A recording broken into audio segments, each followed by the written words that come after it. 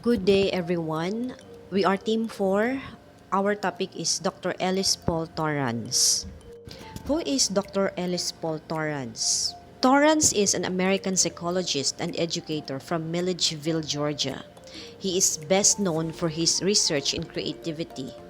He developed the Torrance test of creative thinking, and he is known to be the father of modern creativity.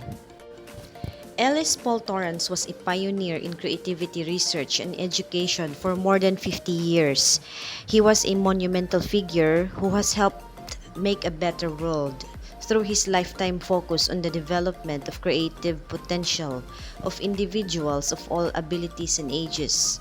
He produced over 1,800 publications and presentations on creativity. Why does creativity matter? Longitudinal studies conducted by Dr. Torrance from 1958 to 2000. Torrance found that students identified as creatively gifted but not intellectually gifted with IQ of 130 plus out-achieved the intellectually gifted in adulthood. This brings him to conclude that being creative must be encouraged. Torrance chose to define creativity as a process because he thought if we understood the creative process, we could predict what kinds of person could master the process, what kind of climate made it grow, and what products would be involved. Thus, he developed the Torrance tests of creative thinking, or TTCT. The Torrance test assess how creatively a child's mind works and are often given to children to determine advanced placement or as part of an entrance examination. They are very different from intelligence and reasoning tests. My teammate April Joy Alesna will discuss further on the TTCT. What does it mean to be creatively gifted? Creatively gifted people are quick to think and makes connections between things. It is a way of thinking that is not related to one's IQ. Second, they have the ability to come up with original solutions. Third, they look at the world in different way, which often makes them feel misunderstood. And they are usually 2 steps ahead and excel in seeing opportunities for improvement. Creatively gifted people also love to innovate and change and always challenge themselves to do so. They like autonomy and do not hesitate to teach themselves new things. Many creatively gifted people do not match well with the current school system simply because the lessons cover things that are different from where their talent lies. The creatively gifted person feels misunderstood and can therefore underperform. Sometimes this goes unseen because the results are still in line with those of the rest of the class. But a creatively gifted person can also feel so bad about himself that it leads to behavioral problems. Dr. Ellis Paul Torrance describes creatively gifted people in their adult life as tolerant of mistakes by themselves and others. Dr. Torrance referred to creatively gifted people as beyonders and describes them as those who take delight in deep thinking. They are able to feel comfortable as a minority of one. They love the work that they do and do it well. They have a sense of mission and have the courage to be creative. They do not waste needless energy trying to be well-rounded. For the creatively gifted children, Dr. Torrance advice for them are: number 1, never be afraid to fall in love with something and pursue it with intensity. 2, know, understand, take pride in, practice, develop, exploit, and enjoy your greatest strengths. Third, learn to free yourself from the expectations of others and to walk away from the games they impose on you. Free yourself to play your own game. Fourth, find a great teacher or mentor who will help you. Fifth, don't waste energy trying to be well-rounded. 6, do what you love and can do well. And 7, learn the skills of interdependence. Dr. Torrance found that learning and thinking creatively takes place in the process of sensing difficulties, problem, and gaps in information, making guesses or formulating hypotheses about these deficiencies, in testing these guesses and possibility, revising and retesting them, and finally in communicating the results. Vital human needs are involved in each of these four stages. If we sense that something is missing or wrong, our attention is aroused and we become uncomfortable. To relieve our tension, we try to make guesses in order to fill gaps and make connections. We know that our guesses may be wrong, but we find early on if we are correct. Thus, we are driven to test our hypotheses, to modify them, and to correct our errors. And once we make a discovery, we want to tell somebody about it. It is natural for humans to learn creatively. So again, good morning everyone. Part of his theory is the Minnesota test of creative thinking, but later it was renamed Torrance test of creative thinking, named after the creator Ellis Torrance. So, what is Torrance test of creative thinking? TTCT assesses how creatively a child's mind works. So, TTCT are often given to a child to determine advanced placement or a part of an entrance exam and to determine how imaginative their child is. So we are very familiar with IQ test, right? So IQ test is also given as part of an entrance exam when we are enrolling in an institution or if we are applying for a job. So there are some that are confused between TTCT and IQ test. So it is very important to realize that intelligence and creativity are pretty different and that they rely on different cognitive processes. So now let us see their differences. So IQ test used to measure person's intelligence. In contrast, TTCT used to measure person's creativity. IQ test depends on having skills that are convergent thinking. So it means that it relies on having skills and knowledge to correctly answer a specific question. Like for example, the answer to the question, when do we celebrate Labor Day? So it is very obvious that it has only one answer to that question, which is May 1. Or what are the color of the rainbow, or what is the color of the rainbow? So those needs convergent thinking. Those questions needs convergent thinking. And TTCT depends on having skills that are divergent thinking. It involves thinking different ways or new ways to answer a problem or to solve a problem. And the IQ test provide intelligence quotient to see how person's intelligence compared to a given population, while TTCT provide creativity quotient to see how a person's creativity compared to a given population. So TTCT comprise of several simple subtests or tasks to identify and evaluate creative potential using two forms, the verbal and the nonverbal or the figural test. So these tests are very different with intelligence and reasoning test. Your child or student may have already taken because instead of traditionally taught subjects such as reading or math, this test assess creativity. So one or more of the tasks can be used to measure either specific aspects of a person's creativity or to provide an overall comprehension or overview. So, if a student complete a certain task or test, creative quotient can be calculated.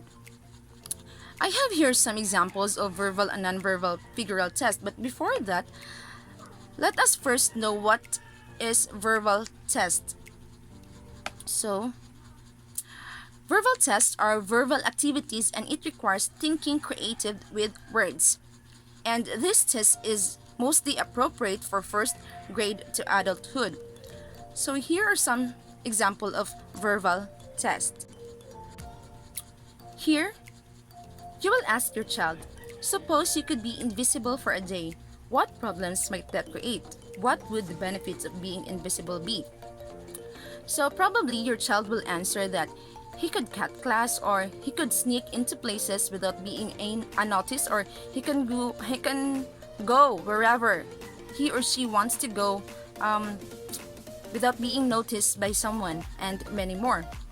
So another one is you will ask him if How many new ways can you think to use a paper?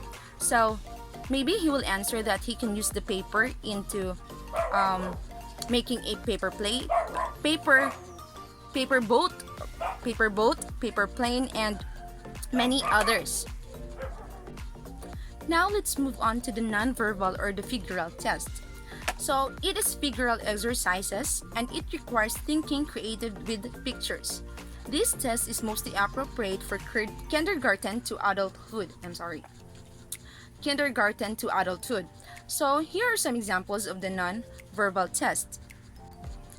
In this sample, there are two boxes with little figures inside of them.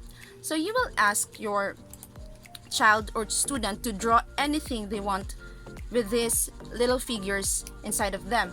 And they can make them funny or beautiful, anything they could ever imagine. They can do whatever they want with these little figures. So after the given time, the student or the child produces or completed a drawing with just this little figure. So as you can see how creative the mind of the child. So here he put the balancing act as a title, and the second one is the new friend.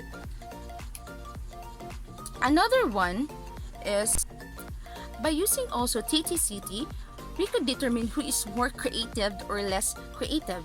So I have here an example to determine whether who is more or less creative. So here you can see the starting shapes. So the students are given simple shapes and are asked to use them, to combine them, or to complete a partial picture. And after which, if they are done, if they complete the task, the evaluators judge whether the results are more creative or less creative. So supposing this column is the child A's output and this one is child B's output. So the first column is the child A's output and the second is the child B's output. So in this one, child A used circles to make a Mickey Mouse, while child B he just made a plain chain. So the Mickey Mouse is more creative than the chain. And here in the combined, child A combined all those given shapes and produces a king or made a king, while child B while using those given shapes, he produces emoji or a sad face, which is less creative than the king. And on the complete one, child A draw a fish on a vacation, while the child B he or she just simply draw a path out of these given figures. So after which the more creative one is the child A's output and less creative is the child B's output. I have here another example to determine whether who is more creative or less creative. So I have here, I prefer the circle shapes. You can use diamond or anything you want, but for me, I use these shapes. So you will let your student or child to draw anything they could ever imagine using these circles, or draw anything inside this circle. So probably the students will draw like this one: a pizza, a smiling face, a clock, sun, or globe. So and other common things. So children who produce rather boring or common things are scored lower. But in this one, we could tell that the child uses his imagination well, or uses his creative thinking, because he combined the two circles and produces this kind of figure, which is a bike. Or also this one, by using those circles, he or she made a solar system, which is more creative than the others. With those figures, they get higher scores. because the more detail or imagination and fantasy that is incorporated to an answer, the higher the results are. So, studies have shown that highly imaginative and creative children are often some of the very brightest. So, the evaluators might choose one figural and one verbal activity to include in their evaluation if they are looking for children who are both highly creative and intelligent to be part of their program. So, Torrance test of creative thinking is one of the most common tests used to assess creativity in education. While it isn't the perfect creative test, it has proved to be highly reliable over the years as a predictor of successful creative individual of all ages. A very pleasant morning to all. Good day always. This is our topic. This is my topic regarding the Ellis Paul Torrance psychologist theory under our subjects professional 3, Prof. Ed 3, which is Dr. Mary Corinne Whiting Aquesa, our professor. This is the theories under the psychologies of the Ellis Paul Torrance. A very popular model is what has come to be known as the threshold hypothesis proposed by Ellis Paul Torrance, which holds that in a general sample, there will be a positive correlation between low creativity and intelligence scores. These theories of Ellis Paul Torrance, it is explained regarding the intelligence of a such person's creativity and intelligence scores, but a correlation would not be found with higher scores.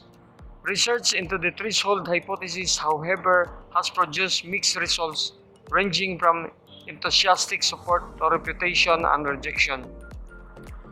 Theories of Torrance since 1974 developed streamlined scoring. He incorporated 5 norm reference measures and 13 criterion reference measured in his conceptual framework of creativity.